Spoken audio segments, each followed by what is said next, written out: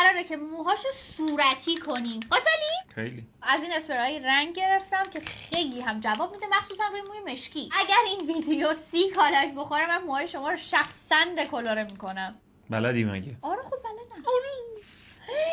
سردی بر پایین چقدر خوش رنگه. ببین از دست تو فقط من که به هر حال کچل میشدم. حالا بزن دیگه، آتاشقالی پیدا کردی به سر من بزن. من که کچلم که کردی تو زندگی. وای نمیره تو سرت، نگاه کن.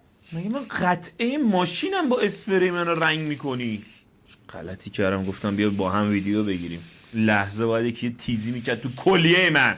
اینم چه بدی در حقتون کردم که زجر کشیدن من باعث سرگرمی دیوونه حرف نزن، میکروفون پیش من هست، صدا آب میاد.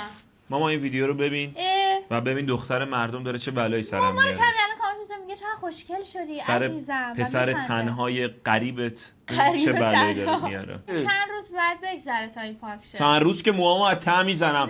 من دیدید کچل شدم تقصیر این خانومه. نه نه نه نه نه نه صبر کن. هیچی بین من و شما هیچی نموند دیگه. برو بچه‌ها ببین. اگر دوست داشتین اون پلنی که گفتم رو اجرا کنی، حواستون به لایک ویدیو باشه. مرسی که منو فالو می‌کنی، سابسکرایب می‌کنی.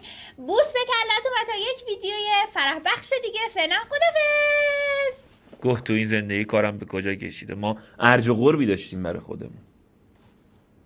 دست روزگاره. بس دیگه پاش برو.